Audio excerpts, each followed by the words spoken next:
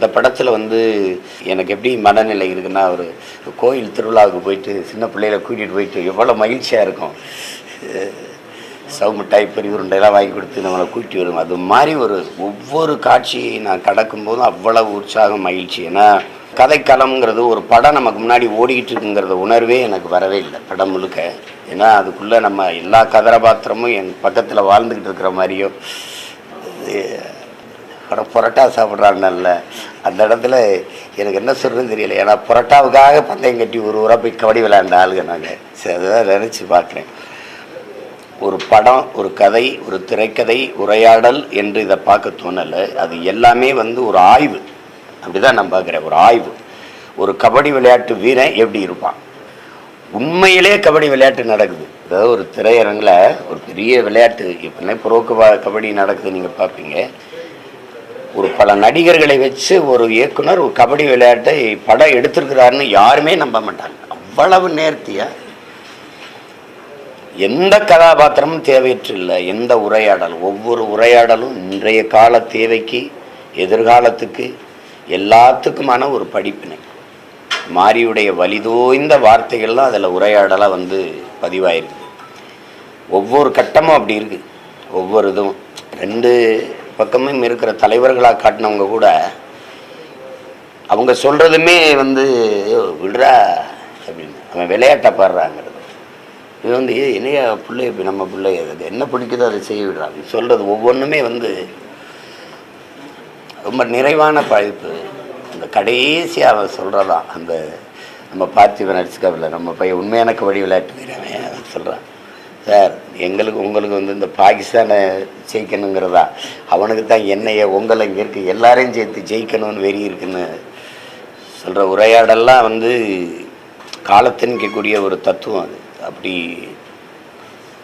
ஒவ்வொரு காட்சியும் தம்பி அமீருடைய கதாபாத்திரம், லாலோடது, குறிப்பாக பசுபதியோடது, எல்லா கதாபாத்திரமும், அழகன் பெருமாளுடையது, எல்லாமே கூட நடித்த கதாபாத்திரங்கள்லாம் யாருமே ஒரு தேர்வு பண்ணி நடிக்க வச்சு கருப்பாயிடுச்சு அப்படின்னு இல்லை. எல்லாமே வாழ்ந்துருக்காங்க. கலைஞர்கள் அது நிவாசி பிரசன்னா இசை நான் கேட்டேன் தம்பிகிட்ட. பல படங்கள் இசையமைச்சிருந்தாலும் அவர் வெளிச்சத்துக்கு வரலைன்னா மாரியோட இணைஞ்சதுனால அவர் இன்றைக்கி அது திருநெல்வேலிக்காரன் தான் சொன்னார் எனக்கு. அப்போ தான் நான் இது பண்ணேன். அவ்வளவு சிறப்பான பாடல்கள், பின்னணி இசை, பாடல் வரியில் தம்பி எழுதிட்டார். அது மிகச்சிறப்பாக அமைஞ்சிருக்கு. அதுக்கப்புறம் ஒளிப்பதிவு ஏழில்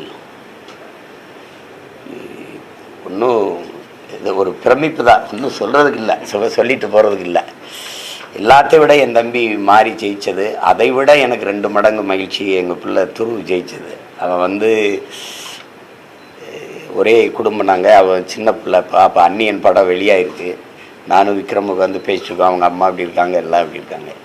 அந்த இதை நடிச்சு காட்டு அப்படின்னா அந்த உச்சக்கட்ட காட்சியை அந்த பிரகாஷ்ராஜ்கிட்ட விக்ரம் நடிக்கிறத அதே மாதிரி நடித்து காட்டினா. நான் அப்போ கை தட்டினேன், இப்போ அவன் நடித்து கை தட்டினேன். பார்க்குறேன் அவன் இவ்வளோ தூரம். நான் அந்த படம் 2 படமாக ஒரு படங்கள் இது அந்த பர்மா படம் தொலைக்காட்சியில் தான் பார்த்தேன். அதுலேயே நல்லா செஞ்சுருந்தான். ஆனால் அவன் திறமைக்கு அது களமாகவும் தளமாகவும் அமையலை. இது சிறப்பாக செஞ்சுட்டான். நான் வியந்துட்டேன். நான் ஒருத்தனுக்கு ரசிகனாக இருக்கிறேன்னா அது நடிகரில் அது துருவுக்காக தான் இருக்கும். வியந்துட்டேன். அவ்வளவு ஒரு சிறந்த தன் ஆற்றலை வெளிப்படுத்திட்டார். ஒரு கபடி வீரனுக்கு எப்படி உடல் இருக்கும், முதல்ல அதை செதுக்கி கொண்டு வந்தது. சும்மா உடம்பை ஏற்றுறது வேற, அதை கொண்டு வந்தது அந்த உடல் மொழியோட ஒரு இது நினைக்கிறேன். ஒரு மொட்டை மாடி நிற்க வச்சு அந்த உடையோட இப்படி நிற்க வச்சு எடுத்துருக்காப்புல. ஒரு வாட்டர் தண்ணி தொட்டியில் ஒரு கபடி வீரர் எப்படி நிற்பான். அப்போ பார்த்தேன் எந்த அளவு கூட அவங்க கவனித்து எடுத்துக்காங்க அப்படின்னு.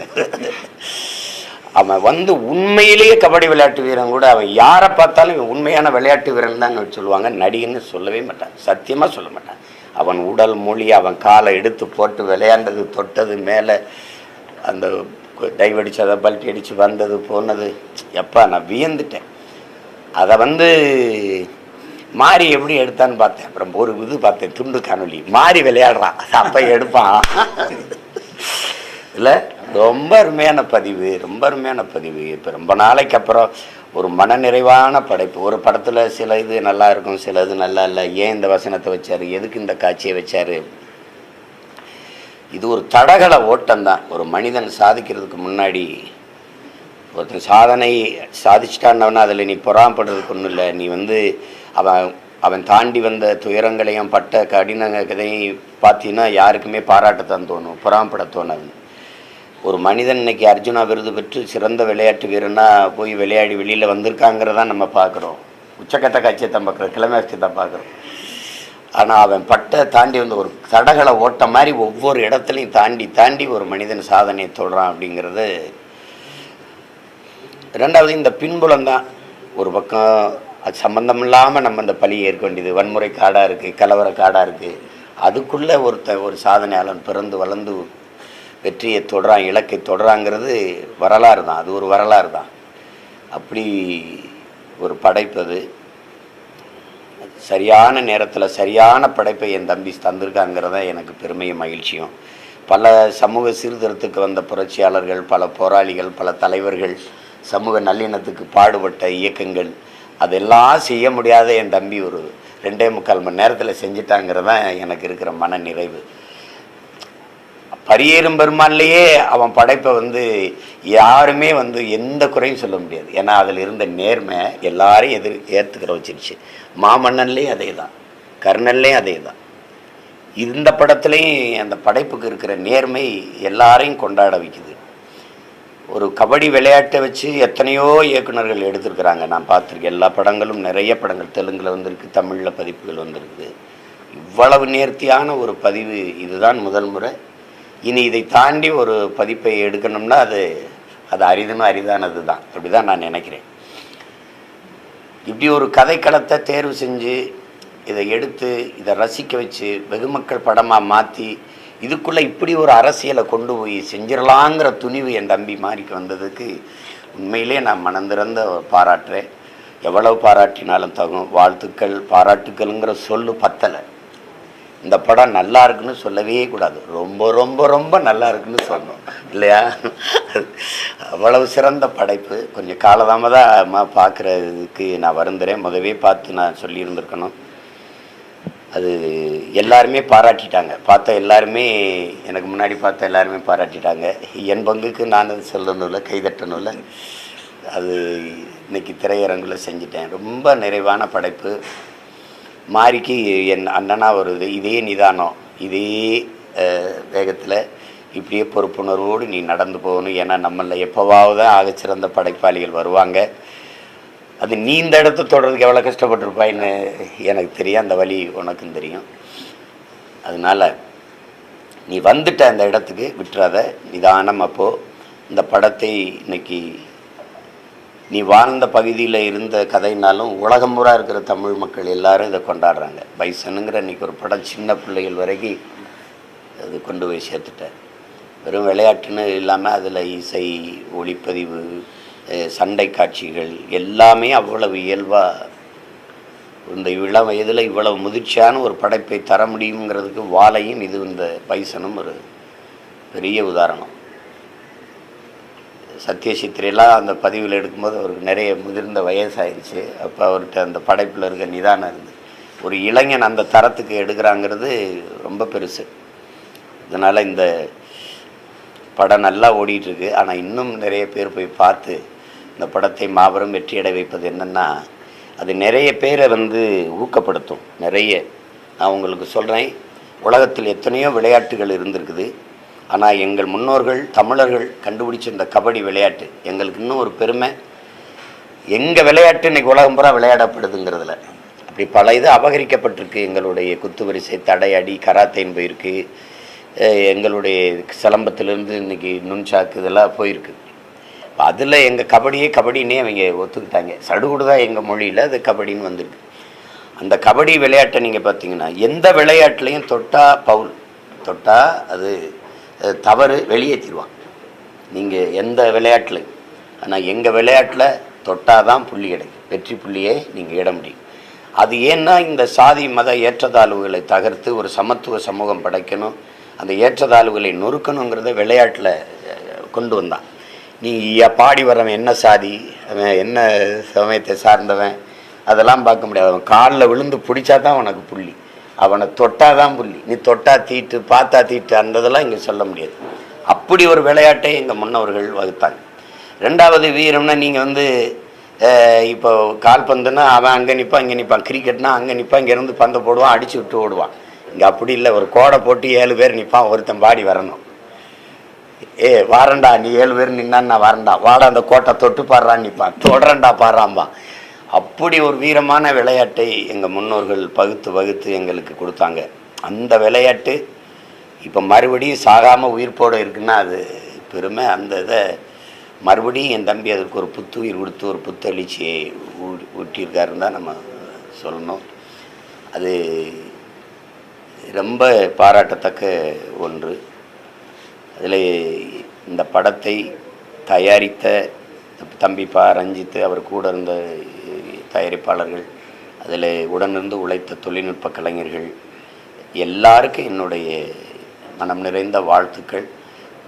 மாபெரும் வெற்றி, உங்கள் வெற்றிக்கும் என்னுடைய வாழ்த்துக்கள். என்ன செய்கிறது இதில் அதோடு கூட நடித்த புல் பூண்டு செடி கொடி வாழை எல்லாத்துக்கும் என்னுடைய வாழ்த்துக்கள் தான். ஒவ்வொன்றே அவன் செஞ்சு போகிற அந்த நேர்த்தி தான், இந்த கதையை சொல்ல தொடங்கினது தான். எதுக்கு ஜப்பானுக்கு வந்துட்டான், விளையாட இந்தியாவுக்கு வந்துட்டான், இவனுக்கு என்னடா பிரச்சனைன்னு திருப்பி அதை எடுத்ததில் அந்த கதை வேகத்தை கூட்டுது. அந்த கதை சொல்கிற திறனை வந்து பாராட்டாமல் இருக்க முடியாது. அது என் தம்பிக்கு, நான் வாழையிலேயே அதை செஞ்சான். அந்த கிளைமேக்ஸில் வந்து அந்த உச்சக்கட்ட காட்சியில் அது திருப்பி போட்டு அப்படி சொன்னதில் தான் அது எதிர்பார்ப்பை கூட்டிருச்சு. அது வந்து இது ஒரு ஆய்வு.